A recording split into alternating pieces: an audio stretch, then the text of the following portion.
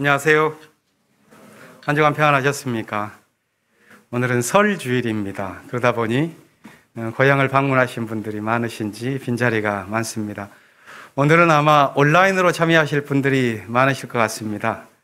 여러 곳에 흩어져 계실 텐데요. 교우들, 가족들과 함께 행복한 시간 그리고 쉼의 시간을 잘 가지시기를 기원합니다. 오늘 교육부 역시도 녹화 예배나 온라인 예배로 진행합니다. 가족 방문이 많아서인지 오늘 이 자리에도 가족들께서 참석하신 분들도 계시고요. 이따 함께 인사를 드릴 텐데요. 고맙습니다. 설 예배를 맞아서 예양에서 특별히 오늘 예배는 설맞이 찬양을 준비해 주셨는데요. 함께 듣는 시간도 갖겠습니다. 그리고 예배를 돕기 위해서 한윤기 집사님 오늘 반주해 주시는데 여러 가지 면에서 부족한 부분들을 교우들 협력해 주셔서 메워주셔서 고맙습니다.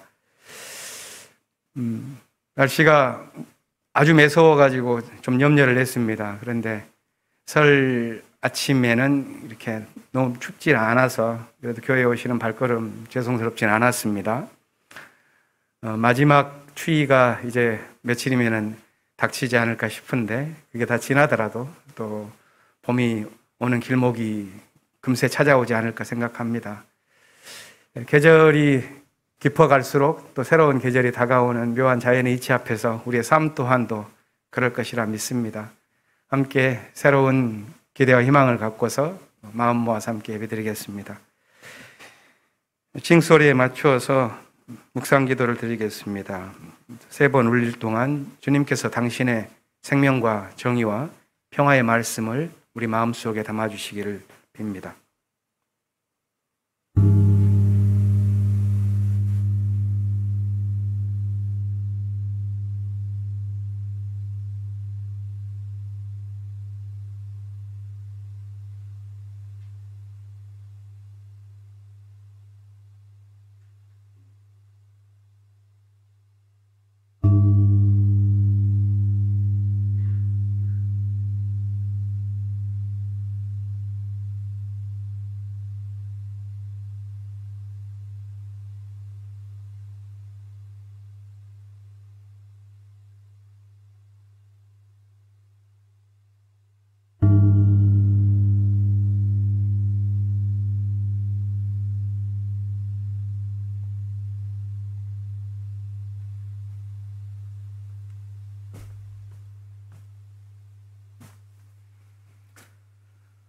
주님이 나의 빛, 나의 구원이신데 내가 누구를 두려워하랴.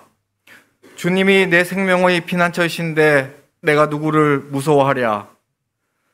주님, 나에게 단 하나의 소원이 있습니다. 나는 오직 그 하나만 구하겠습니다.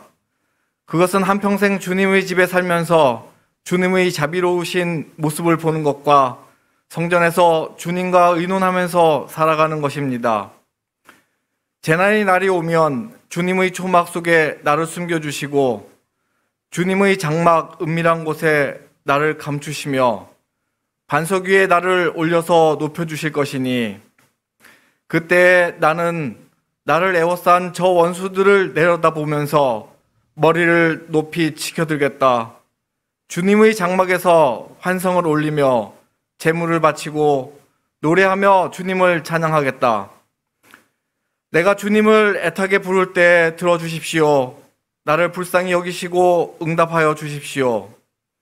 주님께서 나더러 내게 와서 예배하여라 하셨을 때 주님, 내가 가서 예배하겠습니다 하고 대답하였으니 주님의 얼굴을 내게 숨기지 말아 주십시오. 주님의 종에게 노하지 마십시오. 나를 물리치지 말아 주십시오. 주님은 나의 도움이십니다. 나를 버리지 마시고 외면하지 말아 주십시오. 주님은 나를 구원하신 하나님이십니다. 아멘.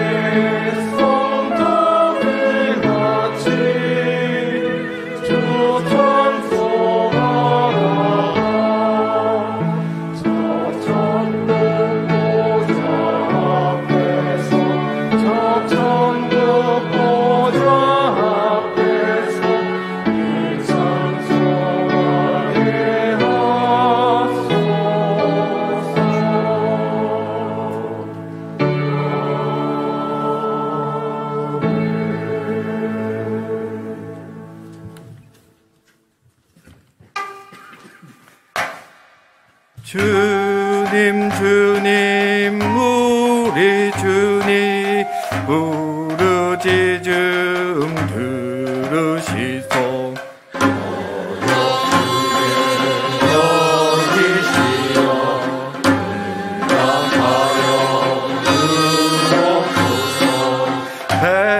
백성들아 내 얼굴을 찾으라고 하셨으니 너희들도 그의 얼굴 보리라 했사오니 주의 얼굴 우리에게 감춰두지 마옵소서. 주께서는 우리 곧 배우리라.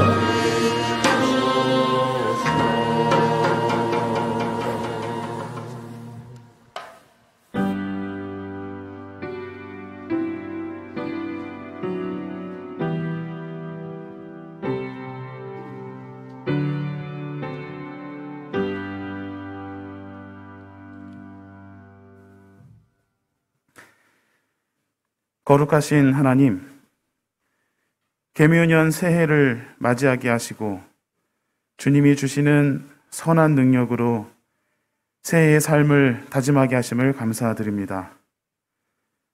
때때로 지나간 부끄러운 일들이 눈앞에 아른거려 무거운 마음에 발걸음 내딛기가 머뭇거려지지만 주님의 약속을 믿고 주님께서 가르치시는 하나님 나라를 향하여 새해의 삶을 결단합니다.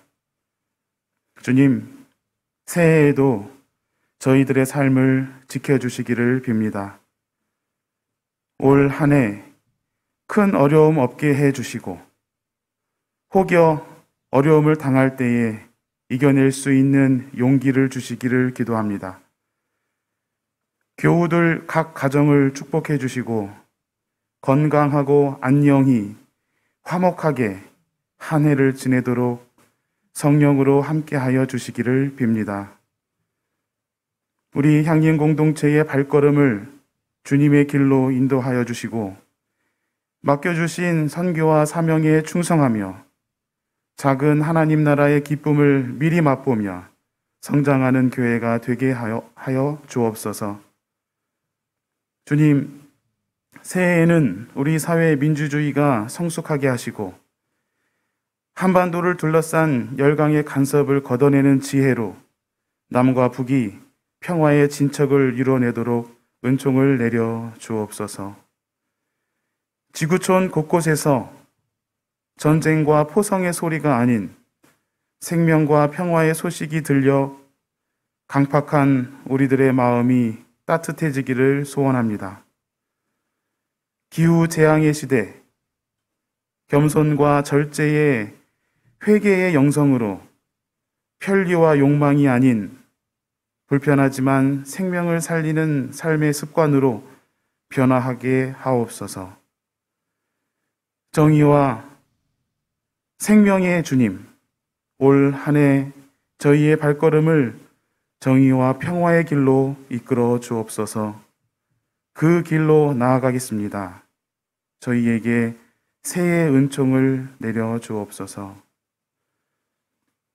주님, 새해에는 광화문 새 교회당을 완공하고 입당하여 70주년의 새 역사를 시작하고자 합니다. 작년에 건축 골조를 세웠고 해를 넘기면서 이제 건물 내부를 채우는 공사가 한창입니다. 현장에서 수고하는 모든 분들이 안전사고 없이 완공의 그 시간까지 지켜주시고 교우들의 소망을 잘 담은 아름다운 교회가 세워지도록 은총을 내려 주옵소서. 그동안 건축을 위해 수고해 왔고 또 여전히 완성을 위해 노심초사 수고하는 모든 이들에게 주님의 사랑을 더하여 주시기를 기도합니다. 건축을 위해 애쓰는 분들을 격려하고 함께 광화문 시대를 꿈꾸는 모든 교우들의 한결같은 기도를 들어 응답하여 주옵소서.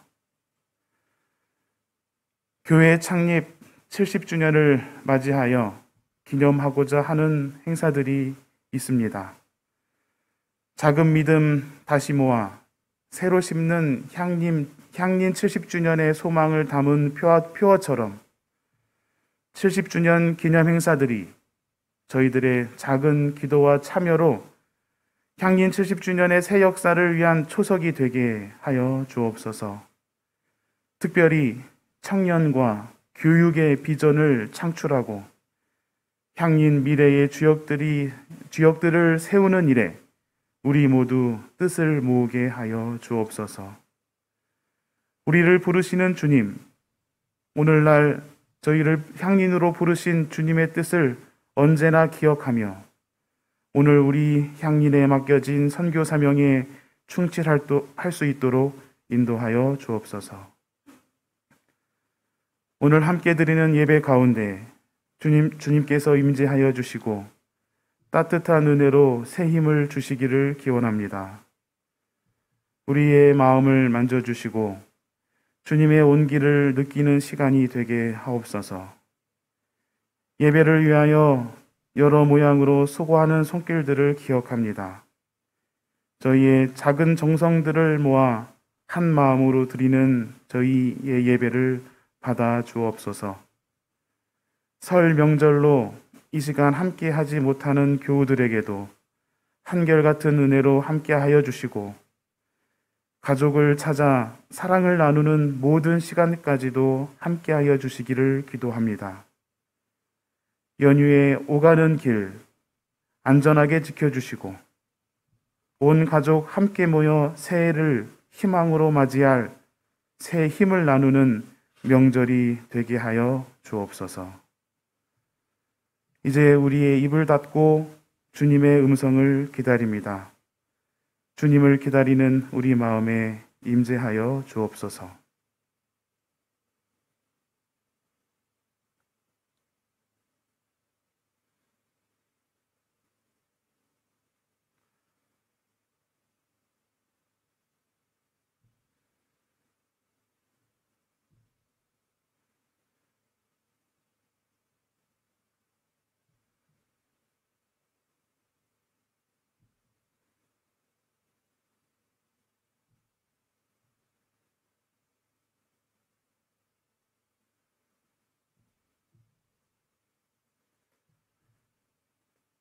모든 간구를 예수 그리스도의 이름으로 기도드립니다.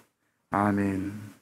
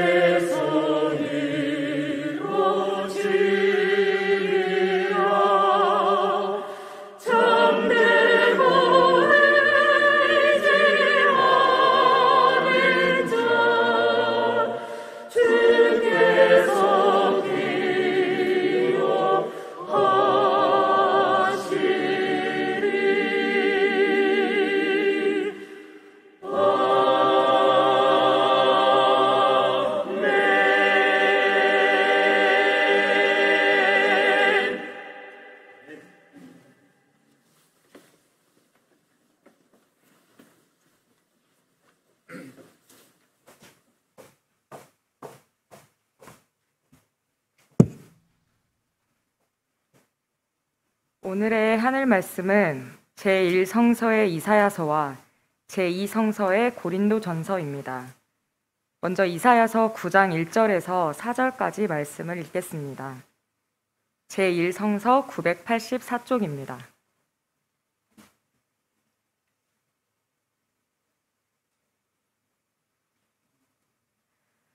어둠 속에서 고통받던 백성에게서 어둠이 거칠 날이 온다. 옛적에는 주님께서 스불론 땅과 납달리 땅으로 멸시를 받게 버려두셨으나 그 뒤로는 주님께서 서쪽 지중해로부터 요단강 동쪽 지역에 이르기까지 그리고 이방 사람이 살고 있는 갈릴리 지역까지 이 모든 지역을 영화롭게 하실 것이다. 어둠 속에서 헤매던 백성이 큰 빛을 보았고 죽음의 그림자가 드리운 땅에 사는 사람들에게 빛이 비쳤다. 하나님, 주님께서 그들에게 큰 기쁨을 주셨고 그들을 행복하게 하셨습니다.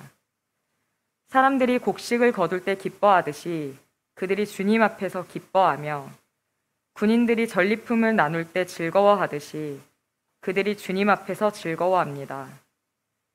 주님께서 미디안을 치시던 날처럼 그들을 내리누르던 멍에를 부수시고 그들의 어깨를 짓누르던 통나무와 압제자의 몽둥이를 꺾으셨기 때문입니다.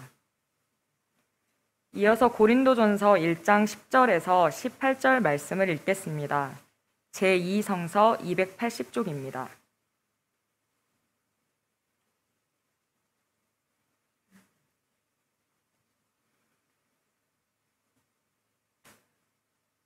그런데 형제자매 여러분, 나는 우리 주 예수 그리스도의 이름으로 여러분에게 권면합니다. 여러분은 모두 같은 말을 하며 여러분 가운데 분열이 없도록 하며 같은 마음과 같은 생각으로 뭉치십시오. 나의 형제자매 여러분, 글로에의 집 사람들이 여러분의 소식을 전해주어서 나는 여러분 가운데에 분쟁이 있다는 것을 알게 되었습니다. 다름이 아니라 여러분은 저마다 말하기를 나는 바울 편이다. 나는 아볼로 편이다. 나는 게바 편이다. 나는 그리스도 편이다. 한다고 합니다. 그리스도께서 갈라지셨습니까? 바울이 여러분을 위하여 십자가에 달리기라도 했습니까? 또는 여러분이 바울의 이름으로 세례를 받았습니까? 내가 여러분 가운데서 그리스보와 가이오밖에는 아무에게도 세례를 준 일이 없음을 하나님께 감사드립니다. 그러므로 아무도 나의 이름으로 세례를 받았다고 말하지 못할 것입니다. 내가 스데바나 가족에게도 세례를 주었습니다마는 그 밖에는 다른 누구에게 세례를 주었는지 나는 모릅니다. 그리스도께서는 세례를 주라고 나를 보내신 것이 아니라 복음을 전하라고 보내셨습니다. 복음을 전하되 말의 지혜로 하지 않게 하셨습니다.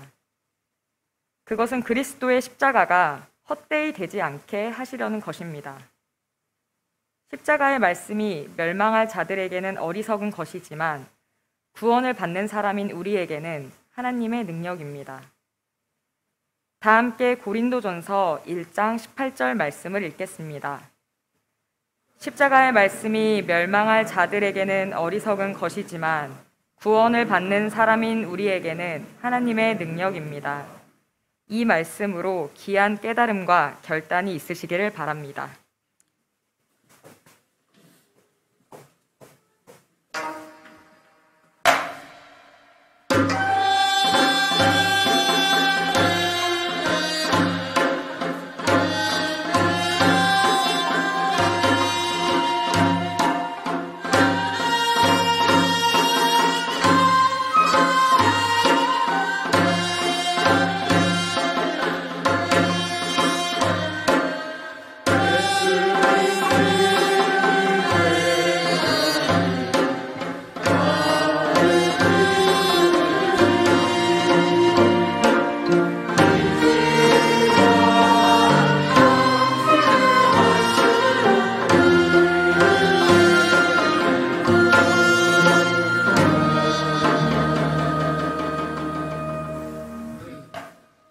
오늘 함께 생각해 보실 복음서의 말씀은 마태복음서 4장 12절부터 23절 말씀입니다. 가능하신 분들께서는 모두 일어나셔서 복음서의 말씀을 들으시기 바랍니다.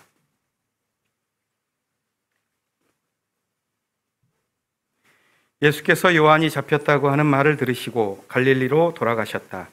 그리고 그는 나사렛을 떠나 스불론과 납달리 지역 바닷가에 있는 가버나움으로 가서 사셨다. 이것은 예언자 이사야를 시켜서 하신 말씀을 이루시려는 것이었다.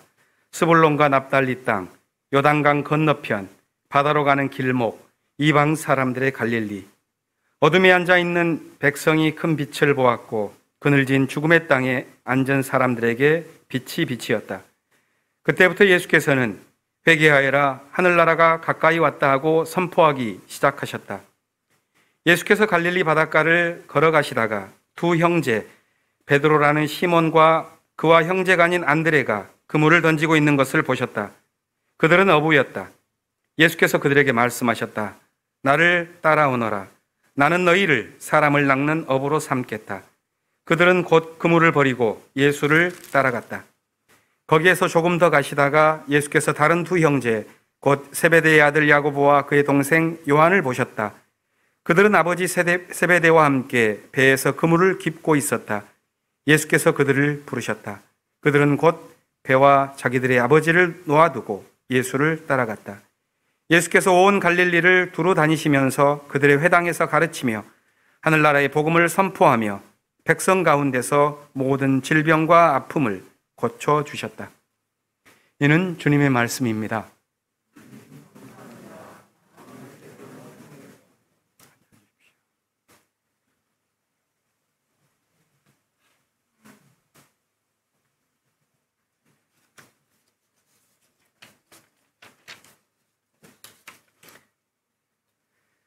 겨울이 어찌 지나가나 이렇게 지난 주말에 굉장히 추워서 봤더니 대한이더라고요. 그때는 굉장히 추웠는데 오늘은 조금 그 추위가 꺾인 것 같습니다. 며칠 있으면 마지막 추위가 될지 모르는 큰 추위가 한번 온다고 하는데요. 그리고 나면 한 일주일 지나면 입춘이 됩니다. 아무리 혹독한 겨울이라 하더라도 또 지나가고 새로운 계절이 온다는 것이 자연의 이치이니 힘들어도 넉넉한 마음으로 함께 나아갔으면 합니다. 지난주 수요일 날 신문지면과 TV 여러 곳에서 굉장히 호들갑을 떠는 일이 있었죠. 사회적으로 본다면은 아주 무서운 강추위가 불어닥쳤다고 보겠습니다. 경찰과 국정원이 민주노총을 비롯한 10여 개의 전국적으로 단체를 압수수색하는 일이 있었습니다. 국정원이 직접 국가보안법을 위반 혐의를 내세워서 전면적으로 진입한 것은 아마 이번이 처음이 아닌가 싶습니다. 민주노총에는 간부 한 명을 수색하기 위해서 경찰을 비롯한 700여 명의 사람들을 보냈다고 합니다. 제가 민주노총 소식을 관심을 갖고 지켜볼 수밖에 없었던 것은 그 간부가 기장교회 교인입니다. 안산에 있는 구 안산노동교회, 지금은 하늘품교회로 바뀌었는데요. 3주 후면 우리 교회 부목사로 심무하셨던 이성환 목사님께서 그 교회 담임 목사로 취임하는 예배가 있습니다. 그 교회 집사님이 이번에 이 민주노총 그 압수수색의 당사자셨는데요. 이번 그 압수수색의 풍경은 굉장히 이례적이었습니다. 마치 경찰이 시위하듯이 사다리 차를 동원하고 매트리스를 깔면서 불필요한 일들을 보여주었고, 또 그간 신분을 노출하지 않던 국정원 대공수사관 수십 명은 국정원 로고가 찍혀있는 잠퍼를 입고 참여한 것입니다. 저는 왜 이런 공안 정국을 대대적으로 만들고 있는지 그 이유를 우리 국민들이 추정하기 어렵다고 보진 않습니다. 정권 위기를 모면하기 위해서 사회적 시선을 다른 곳으로 돌리려는 의도겠죠. 사회적 단층선, 그것을 더 크게 만들어서 국민들을 분열시키고 자신의 지지 세력을 확보하려는 악수입니다. 이런 태도는 그동안 줄지어서 일어났었던 외교의 참사, 그리고 일본과 미국에 대한 사대주의적인 굴욕적인 정책을 호도하고 사회적인 참사와 경제적인 위기에 대한 정부의 무책임을 사회적 편가르기나 노동 탄압으로 무마하려고 하고 한반도에 긴장을 격화하는 전쟁 논리로 국가 안보의 무능을 가려보려는 것이라고 생각합니다. 정부는 국민들의 요청에 귀 기울이기보다는 힘으로 겁박하면서 퇴행적인 정책을 이어가고 있는데, 이런 분위기 속에서 우리 사회의 구성원들은 어떤 선택을 해야 할지 참 어려운 시기입니다. 영국의 경제학자, 지금부터 한 500여 년 전에 산 오래전 경제학자입니다. 토마스 그레샴이라고 하는 사람이 영어로 이런 말을 했다고 합니다. Bad money drives out good money. 직역하면 나쁜 돈이 좋은 돈을 몰아낸다는 뜻입니다. 예를 들자면 이렇습니다. 액면이 10만 원으로 같은 가치를 지닌 두 개의 동전이 있다고 생각해 보십시오. 하나는 순금으로 만든 동전이고 다른 하나는 합금으로 만든 동전입니다. 액면 가치는 같지만 실제 가치는 이 순금과 합금은 다릅니다. 이때 이 액면 가치가 같기 때문에 같은 물건을 살 수 있다고 가정해 보십시오. 이때 사람들은 10만 원의 물건을 살 때 어떤 것을 사용하겠습니까? 순금은 지키고 합금으로 된 것을 낼 것입니다. 그러면 점차 그 사회는 순금과 합금이 돌다가 차츰차츰 순금은 사라지고 합금만 남는 사회가 되겠죠. 이런 현상을 가리켜서 훗날 경제학자들이 그레샴의 법칙이다 이렇게 말을 하고 악화가 양화를 구축한다 하는 그런 표현이 정착되었습니다. 이 그레샴의 법칙은 경제에서만 통용되는 것이 아니라 인간이 사는 대부분의 영역에서 나타납니다. 인간관계에서도 이기적인 사람들이 자기 것을 챙기는 데 영리하기 때문에 편협한 세력이 또한 자기 힘과 몸뚱이를 불리는 것에 악착같기 때문에 성공적이지요. 그럴수록 많은 사람들이 그 모습, 그 장소에서 이탈하고 맙니다. 오늘 한국 정치의 현실이 이런 암담함이 진행되고 있지 않은가 하는 생각이 듭니다. 도덕적인 그런 자질이나 민주주의적인 제도적 훈련이 갖춰지지 못한 사람들로 구성된 검찰 권력이 우리 사회를 휩쓸다 보니까 사회가 점점 어두워지고 마치 시궁창으로 박혀가는 느낌이 듭니다. 기독교도 예외는 아니었죠. 교회의 역사를 보면 크게 보면 두 개의 신학이 유통되었습니다. 예수의 십자가 정신이라는 액면 가치는 같습니다. 그런데 한편으로는 제국주의적인 억압을 자행했었던 영광의 신학이 있었고, 다른 한편에서는 눌린 약자들에게 관심하고 그들의 해방을 위해서 일하는 고난의 신학이 있었습니다. 하지만 알다시피 교회에는 영광의 신학이 주로 퍼졌죠. 그 힘의 신학은 교회를 그리스도의 빛 가운데 걸어가도록 인도하기보다는 어둠 속에 빠뜨리곤 했습니다. 우리가 사는 세상에서 권력과 자본이 주도하는 그런 현상은 어제 오늘의 일이 아닙니다. 문제는 그런 악한 힘의 득세에 있다기보다는 선한 권력과 사랑의 자산이 사회적으로 고갈되는 데 있는 것이죠. 바리새적인 독선이 법과 정의라는 이름으로 세계를 분열시키고 여러 아름다운 관계를 파괴할 때 민주주의를 지탱하는 사람들의 자비로운 정신은 환멸을 느끼면서 사회적으로 퇴장하는 현상을 보입니다. 폐쇄적인 정신이 또한 정의의 이름으로 활보할 때 진실의 목소리는 묻히기 십상입니다. 우리가 경험하는 거짓의 수명은 생각보다 깁니다. 그것은 단지 거짓을 필요로 하는 세력의 힘이 크기 때문이 아닙니다. 살아가면서 우리는 적이 사라졌으면 하는 것을 원하는데 적의 사멸 자체가 곧 진리의 귀환은 아닙니다. 우리 삶이란 대부분 모호함 가운데 있고 거기에서 완벽한 식별이라는 것은 쉽지 않습니다. 올바른 길을 보장해주는 절대적인 지침이라는 것도 마련되어 있지 않습니다. 우리는 다만 그것을 찾기 위해서 더듬으면서 나아가고 있습니다. 그걸 찾기 위한 진리의 행진 속에서 인류는 늘 그 해야 할 과제가 위태롭기만 합니다. 미래가 불투명한 세상을 보면서 가끔 저는 이런 신학적인 질문을 던져보곤 합니다. 하나님의 미래는 정말로 분명하게 정해져 있을까? 하나님의 내일은 오늘보다는 과연 나을까? 이런 질문은 밑도 끝도 없기 때문에 대답도 아마 그러할 겁니다. 저는 하지만 이렇게 생각해 보곤 합니다. 하나님의 계획은 항상 선할 수 있지만 하나님의 현실은 우리 못지않게 만만치 않을 것이다 하는 생각 말입니다. 예정설을 주장했었던 깔뱅에게는 좀 미안하지만 신이라 할지라도 아직 오지 않은 미래를 향해 가는 길은 예정되어 있지 않을 것이라고 저는 생각합니다. 우리가 경험하듯이 살아있는 삶이란 진선미의 절대 의미가 박제화된 듯이 제시될 수는 없습니다. 우리가 살아가는 성스러움과 속된 삶, 그 성과 속이, 생명과 죽음, 그 모든 것에 함께 묻혀 있으면서 이것이 서로 어우러지면서 혼돈과 생성의 춤을 춰내는 것이 우리 인생이요, 우리 사회의 삶입니다. 이 세계는 퇴화할 수도 있고 앞으로 나아갈 수도 있습니다. 더 나은 미래로 나아가기 위해서는 진리의 빛으로 어두운 현실을 걷어내려는 꿈이 이어져야만 할 것입니다.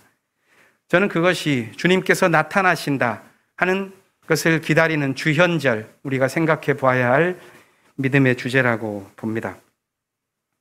제1성서의 이사야서는 위기의 시대를 살아간 한 예언자의 고뇌와 꿈을 담고 있습니다. 이사야가 살던 시대에는 분단 시대였습니다. 남과 북이 서로 대결하면서 외세의 동맹을 끌어들이고 그 전쟁의 기운이 확대되는 암울한 시기에 그는 현실의 절망을 깊이 경험했습니다. 본문이 시작되기 직전에 이사야는 자신이 살고 있는 꿈을 이룬 시대에 대해서 이렇게 표현합니다.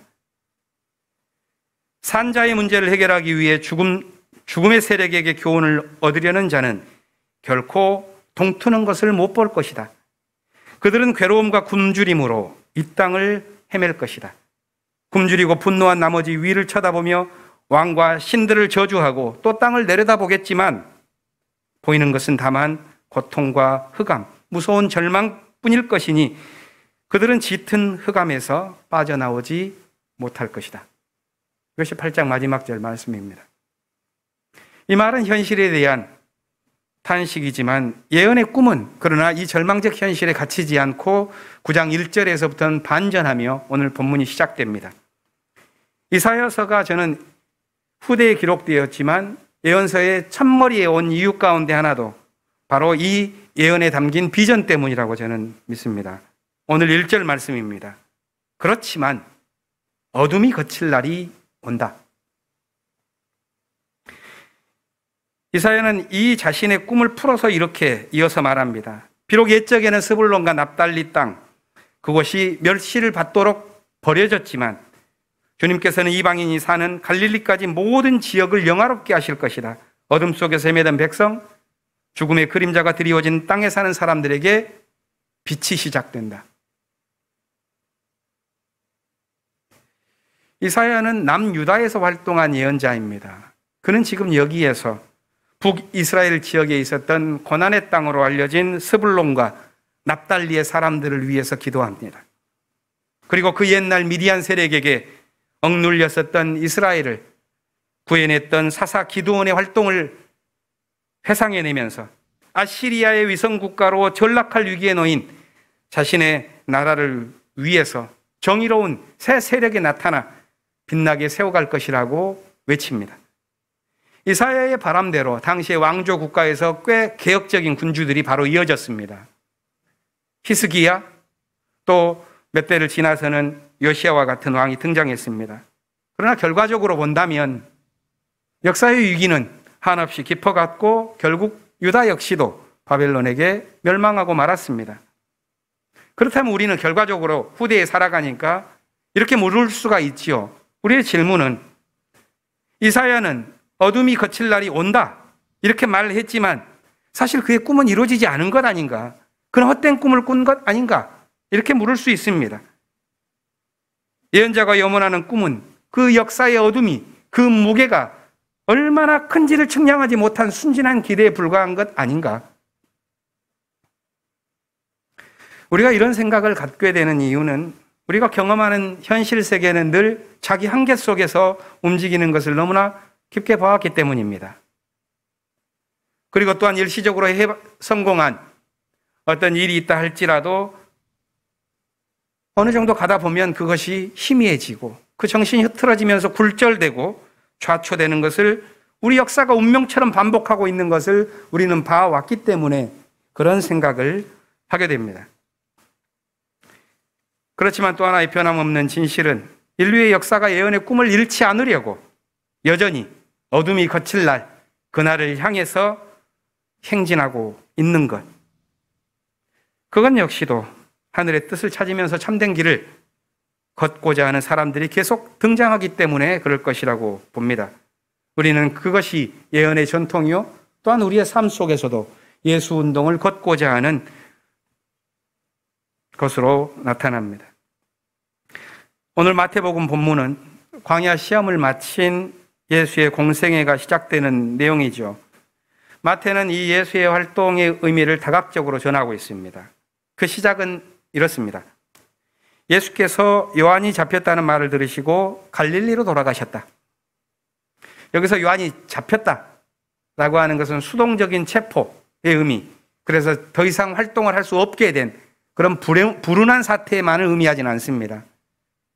잡혔다라고 하는 이 헬라어는 마태는 반복해서 사용하는데 요한에게만이 아니라 후에 예수께서 십자가를 지도록 나아가는 그 과정 속에 이 잡혔다, 자기를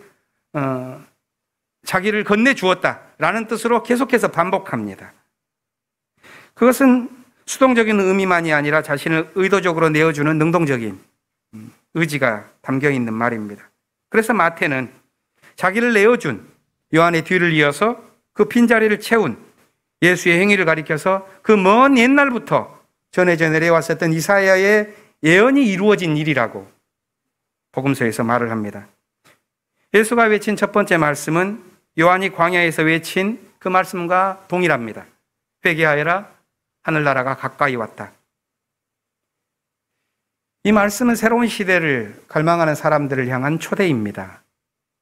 마태는 이 말씀을 전한 다음에 이어서 제자들을 부르는 이야기를 전하지요. 예수께서 나를 따라오너라, 내가 너희를 사람을 낚는 어부로 삼겠다, 이렇게 부르자 4명의 어부는 즉시 자기의 소유를 버리고 따라 나섭니다. 저는 이 이야기, 2개의 이야기가 전해지는 걸 보면서 이사야와 같은 그 예언의 꿈이 현실에서 이루어지기 위해서 필요한 2개의 차원이 있다는 것을 보게 됩니다.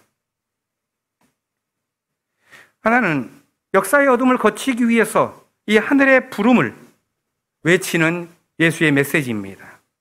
그리고 그에 못지않게 중요한 것은 그의 호출에서 응답하여 일어서는 사람들입니다. 이것은 예언이 현실화되는 데 필요한 2가지의 차원입니다. 아무리 전쟁과 폭력, 파괴와 대립이 이 세계를 어둡게 한다 할지라도 예언은 이 2가지 차원만 있다면 이어집니다. 먼저 하늘의 부름이라고 하는 객관적인 사태입니다. 어쩌면 그것은 객관적이다 이렇게 말하는 것은 어폐가 있을지도 모릅니다. 왜냐하면 하늘의 부르심이라는 것은 누구에게나 들리는 자명한 사실은 아니기 때문입니다. 오히려 그 목소리는 믿음의 갈망을 안고 있는 사람들에게만 들려오는 신비한 목소리에 가깝습니다. 따라서 성서는 그 믿음의 세계를 가리켜서 보여서 믿게 되는 것이 아니라 믿어서 보게 되는 세계라고 말을 하고 있죠. 하나님의 부르심은 그럼 믿어서 보게 되는 그 마음으로 넓어진 광활한 세계에 주어지는 하늘의 선물입니다. 그 선물은 준비된 심령에게만 다가오는 외적인 사실입니다. 여기에서는 예언이 이루어지는 또 하나의 차원이 뚜렷해집니다. 그것은 하나님의 부르심을 듣는 내적인 상태로서의 마음입니다. 그 마음은 이 세계가 아무리 어둡고 혼탁하다 할지라도 이 세계 역시도, 그 어두움 역시도 하나님의 은총에서 그리 멀지 않다 하는 것을 깨달은 마음입니다. 이 믿음의 마음을 가진 사람에게는 또 그 눈에 보이는 세상은 하나님의 은총으로부터 결코 떨어지지 않습니다. 하나님을 향한 그 신실함은 무엇으로도 끊을 수 없다고 바울은 말한 바 있습니다. 환난이나 공고나 협박이나 굶주림이나 헐벗음이나 위험이나 칼로도 하나님의 은총에서 끊어낼 수 없다. 마태는 이사야의 예언이 이루어지는 이 두 개의 차원을 하나의 장면으로 담았습니다. 한편에는 예수의 부름이 있다면 다른 한편에는 제자들의 응답이 있습니다. 이 두 차원이 어우러질 때 이 세상의 어둠이 걷히고 빛이 임합니다. 그런데 세상의 눈으로 보면 이 두 차원이 어우러지는 그 삶 속에 살아가는 사람들의 삶, 거기에 참여하고자 하는 제자들의 선택, 그것은 늘 어리석게만 보입니다. 저는 그것이 믿음이 겪고 있는 시련의 의미라고 봅니다. 믿음의 사람은 시련으로부터, 고난으로부터 면제되는 것이 아니라 믿음 때문에, 그 믿음을 자신이 지키려고 했기 때문에 시련을 겪게 됩니다. 고린도 교회에 보낸 바울의 편지는 믿음의 공동체가 경험하는 어려움을 그리고 있습니다. 그 어려움은 자신들의 세속적인 한계가 빚어낸 것이었기도 했지만 또 한편에서는 그 한계를 넘으려고 그들이 발버둥 쳤기 때문에 생겨난 어려움이기도 합니다. 바울이 전해 들은 고린도 교회의 상황은 분열과 분쟁 상태였습니다. 4개의 파벌로 나뉘어서 서로 알력 다툼을 벌이고 있었습니다. 이런 분열은 1차적으로 교인들을 구성하는 사회적인 지위 자체가 많이 달랐기 때문에 그랬을 것입니다. 어떤 이는 가난했고 어떤 이는 부유했습니다. 어떤 이는 유대인으로서 할례를 받았고 어떤 이는 멸시를 받던 할례 받지 않은 이방인이었습니다. 어떤 이는 자유인이었고 어떤 이는 종의 신분이었습니다. 이렇게 서로 일상적인 유대감을 갖기 어려운 사회적 구성체로 모인 교회는 함께 공동체를 꾸려가고 있었습니다. 대견한 일이고 믿기 힘든 실험입니다. 그러다 그 공동체에 문제가 생긴 거죠. 분쟁이 격화되어서 당파의식으로 굳어지고 사람들이 갈라지고 말았습니다. 그들은 세속적인 한계를 뛰어넘기 위한 공동체를 세웠지만 믿음의 노력 속에 분쟁이 생겨나고 다시 세속적인 한계 속으로 빠져들어갔습니다. 그들은 겉으로 이렇게 말했습니다. 나는 바울파다. 나는 아폴로파다. 나는 게바파, 베드로파다. 아니, 난 그것도 아니고 그리스도파다.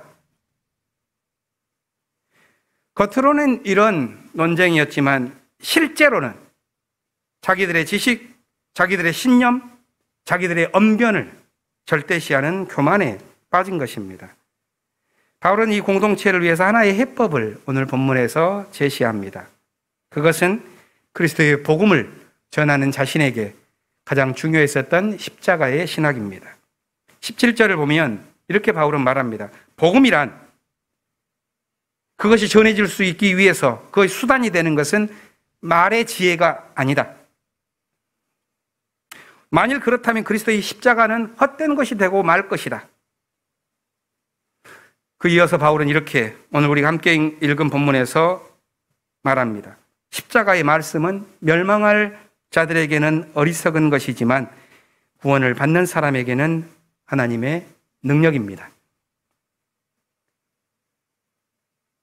어쩌면 이 어둠의 시기를 지나가면서 인류는 바울이 깨달았었던 이 배움을 사회적으로 구현하기 위해서 이토록 고단한 삶을 살아가고 있는 것은 아닌가 하는 생각도 듭니다.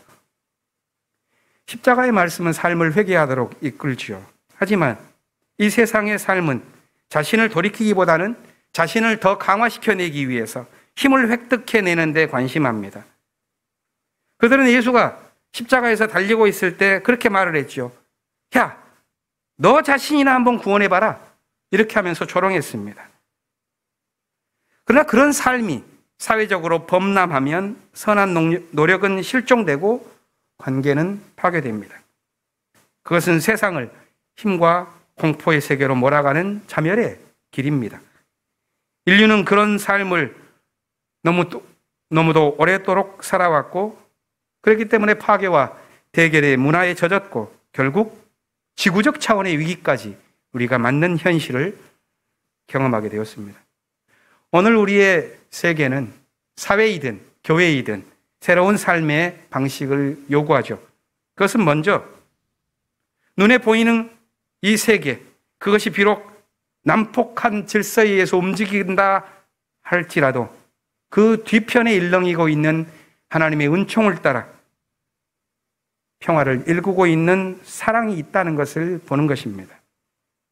그것은 저 십자가 위에서 부들부들 떨고 있는 그 청년, 그 초라하고 실패한 모습 속에서도 그가 하나님의 아들이었구나, 이렇게 깨달았었던 사람들의 지혜와도 같습니다.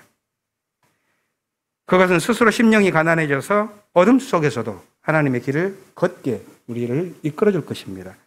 저는 예수의 가르침도 바로 여기에 있다고 봅니다. 십자가를 통해서 주셨던 하나님의 사랑, 그리스도의 은혜, 성령의 친교, 이것이 우리의 길이다, 이렇게 바울은 여러 곳에서 우리에게 말을 해줬죠. 올 설 명절에도 가족들과 또 이 사랑과 은혜와 친교 속에서 복된 삶을 경험하시기를 기원합니다. 함께 침묵으로 기도하겠습니다.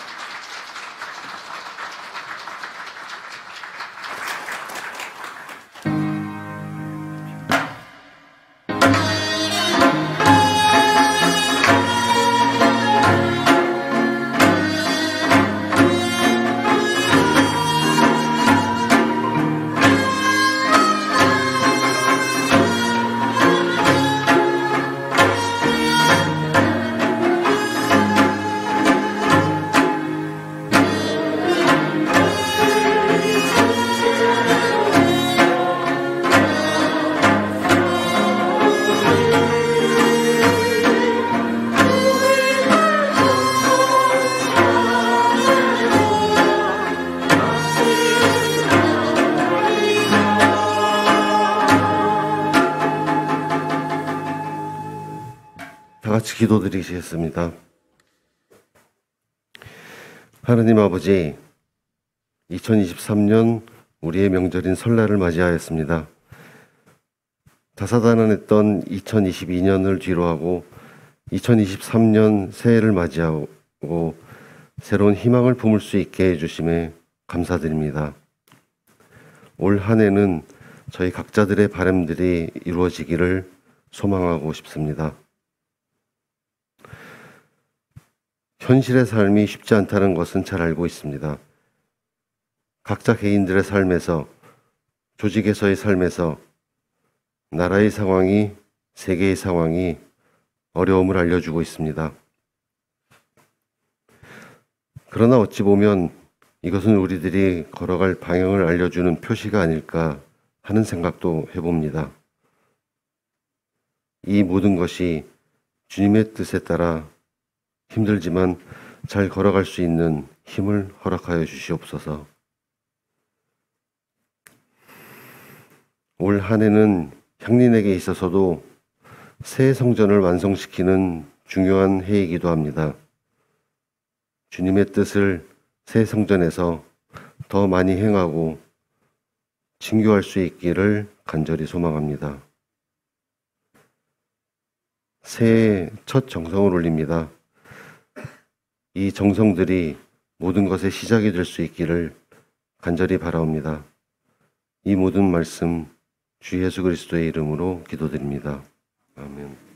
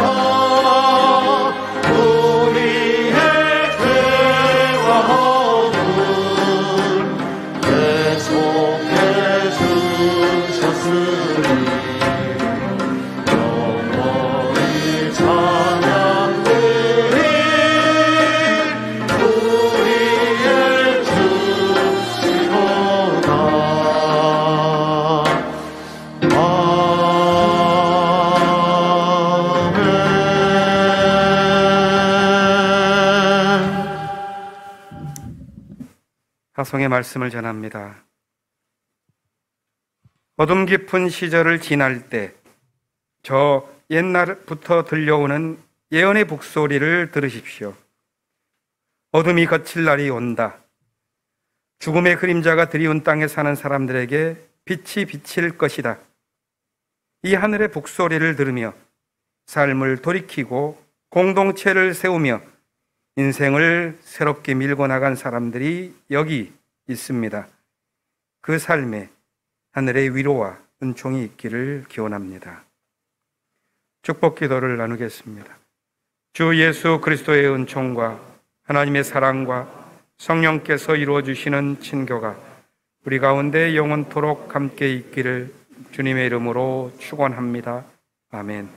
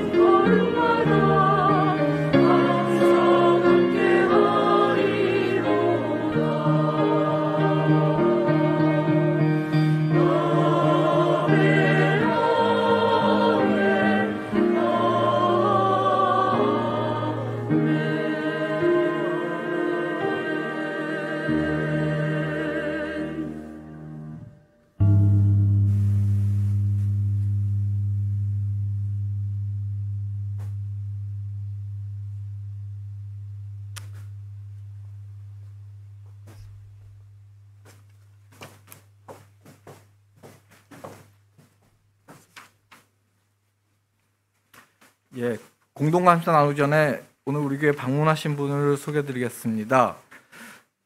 김정근님, 송봉덕님, 잠깐 일어나 주시겠습니까? 예, 예향의 우리 김현철 교우 부모님이시라고 합니다. 환영합니다.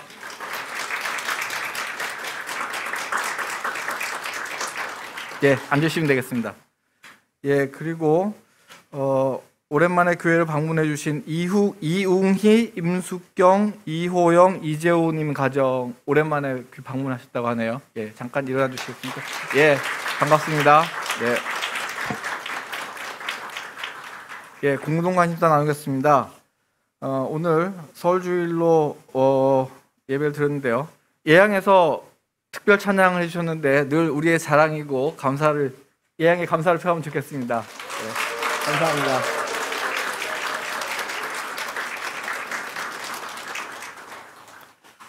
공동감사 세 번째 보시면 교회 상징 엠블럼과 로고 교회 글씨 제작을 위한 팀을 구성한다는 이야기가 나와 있습니다. 창립 70주년 광화문 시대를 맞아서 새로운 교회 상징 제작을 준비하고 있으니까 관심 있는 교우들께서는 목회실로 연락해 주시기 바랍니다. 이게 준비되면 2월 말 정도에 이 교우들 의견 전체적으로 수렴하는 그런 공청회도 가질 예정입니다. 교회 상징과 로고가 뭔지는 아시죠? 요 앞에 있는 요겁니다. 요게 오래됐는데요. 사실 뭐 그대로 쓸 수도 있다고 생각도 되고 또 고쳐야 될 것 같기도 하고 그런데 하여튼 그런 전반적인 것들을 고려해서 교우들 의견을 수렴하려고 하니까 관심 있는 분들 참여해 주시면 감사하겠습니다. 교우 소식 보시면 이상재 집사님 부친 고 이병혁 장로님께서 지난 목요일에 소천하셨습니다. 유가족들 만나시면 위로의 말씀을 말씀을 나누시면 감사하겠습니다. 그리고 등남 소식도 있는데요. 김성희 신고노 교우 댁에 1월 19일 날 아들이 새로 태어났다고 합니다. 아들 이름 신준이고요. 아마 저도 잘 모르는 분인데 새교우라서 최근에 저희 교회 등록하신 분인데 그 가정에 아들이 태어났다고 합니다. 이번 주 일정 안내 보시면 미래선교연구위원회 회의가 1월 27일 금요일 저녁 온라인 줌으로 진행된다고 합니다. 목회운영위원회가 다음 주 1월 29일 날 오후 2시 지하 3층 강의실 2에서 진행될 예정이고요. 권사회도 1월 29일 오후 1시 30분 지하 3층 강의실 1에서 진행될 예정입니다. 그리고 어린이부 겨울들살이, 청소년부 겨울들살이가 있습니다. 보시고 관심 기울여주시면 감사하겠고요. 희년 여신도의 장구 모임이 예배 후에 지하 3층에서 있다고 합니다. 그리고 그 이외의 모임들 한 번씩 봐주시면 감사하겠고요. 에큐메니칼 소식 중에서 두 번째, 사회적 협동조합 길목에서 청년 세미나 팀 지원 사업 모집 공고가 났습니다. 1월 12일에서 2월 12일 중에 모집을 한다고 하니 목회마당에 나온 내용 참고해 주시고, 지난해에도 진행됐던 건데 청년들이 많이 참여해서 좋은 성과가 있었던 것 같습니다. 관심 기울여 주시면 감사하겠습니다. 마지막에 있는 향림교인 생활실천 다짐을 함께 읽으심으로 예배를 마치겠습니다. 우리는 분단된 결례를 하나 되게 하는 것이 하나님의 뜻이라 믿으며 평화 통일을 이루기 위해 기도하고 헌금하며 활동한다. 새해 첫 주 예배를 신년 예배를 모두 마쳤습니다. 감사합니다.